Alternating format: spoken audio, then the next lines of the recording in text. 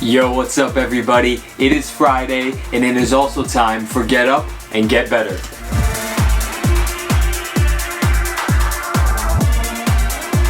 Get better.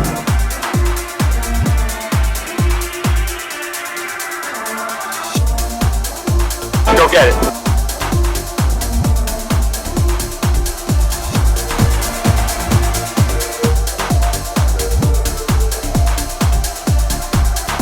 Going, everybody?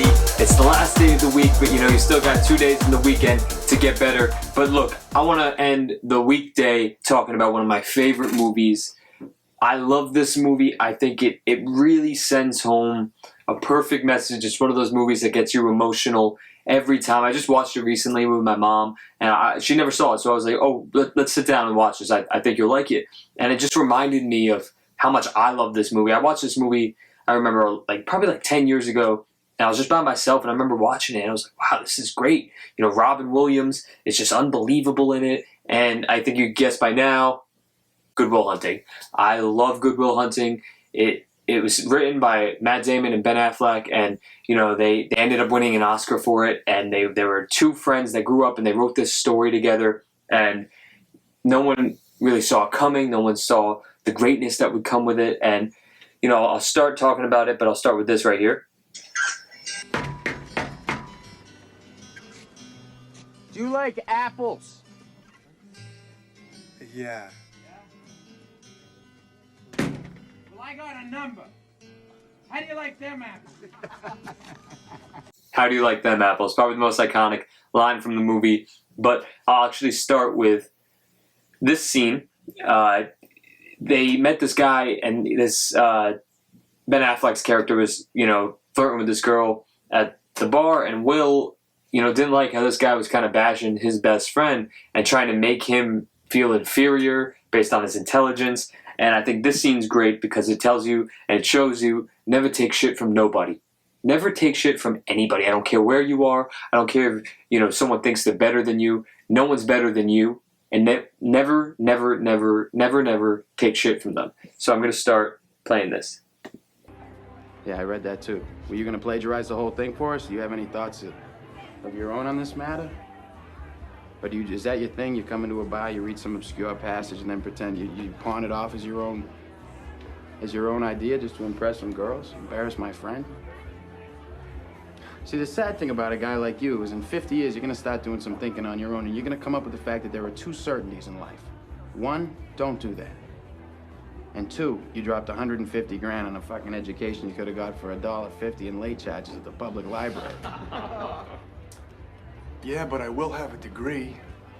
And you'll be serving my kids fries at a drive-thru on our way to a skiing trip. Yeah, maybe. Yeah, but at least I won't be unoriginal. But, if you have a problem like that, we could just step outside. We could figure it out. Oh, man, there's no problem. It's cool. It's cool? Yeah. Cool.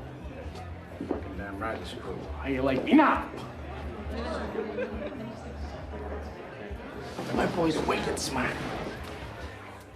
My boy's wicked smart. I love that line, just subtle at the end. And it just shows, I always love that scene because I hate when people just think that they're better than someone. And just because someone got an education at, let's say, Harvard, or they have an amazing job, they've earned their way there, yes, but never just assume that, someone's less intelligent than you because they're not working in the same, job industry or something like that. You never know what type of skills someone can pull out, and never embarrass someone and think that you're better than them because it could end up just like that. And I love that. And yeah, always understand that, there's always someone better out there at something.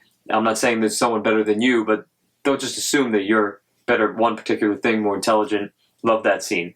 Now, there's this scene where I think it's really interesting. So Will and, Sean have this relationship, and Sean's trying to mentor him and make him understand that, yeah, your life's hard, but if you don't open up, you're never going to know. And, he meets this girl, and I think a lot of people can relate to this. You don't want to ruin something because you think it's going to be perfect. And in this context, it's about a relationship, but I think you can apply it to other aspects of your life. So I'm going to play this right here. So call her up, Romeo. Why? So I can realize she's not that smart, that she's fucking boring? You know, I mean, you don't... This girl's like fucking perfect right now. I don't want to ruin that. Maybe you're perfect right now. Maybe you don't want to ruin that. But I think that's a super philosophy, Will. That way you can go through your entire life without ever having to really know anybody. So, you know, I like that because, you know, you can go through life and just, you know, think that I'm going to stay in this bubble. I'm going to stay the way I am. I'm going to, you know, not take a chance, not take a risk just because, you know what, it could be better somewhere else. You never know what opportunity is going to be the thing. You know, I'll say it better phrasing that I always like to say it. You never know the thing that's going to be, you never know what's changed in your life is going to be the thing that changes your life. And I think that's relevant in every aspect. It could be a relationship, it could be a job. Never just assume because you have this perception that it can't be better, that it won't be better. So everything can always get better. So I'm going to keep going here. There's this final scene I want to play. This scene is probably my favorite. And I'm just going to play it and we'll talk about it after. Look, you're my best friend, so don't take this the wrong way. But in 20 years, if you're still living here, coming over my house to watch the Patriots game, still working construction, I'll fucking kill you. That's not a threat. What? That's a fact. I'll fucking kill you. What the fuck are you talking about? Look, you got something none of us have. Oh, come on. Why is it always this? I mean, I fucking owe it to myself to do this or that. What if I don't want to? No. Fuck you. You don't owe it to yourself. You owe it to me. Because tomorrow I'm gonna wake up and I'll be 50. And I'll still be doing this shit. And that's all right. That's fine. I mean, you're sitting on a winning lottery ticket. You're too much of a pussy to cash it in. And that's bullshit. Because I'd do fucking anything to have what you got. So would any of these fucking guys. It'd be an insult to us if you're still here in 20 years. Hanging around here is a fucking waste of your time. You don't know that. I don't? So I love that scene because I think it really sums up a message that I try to say a lot. And, you know, if you have a talent, if you have a gift, if you have potential in anything in your life, it's not just about you. It isn't just about you. You're always doing something for other people. If you're trying to build a better life for a family member, your family, a wife, a child, you know, anyone in your life that means something to you, you're always trying to make their lives better.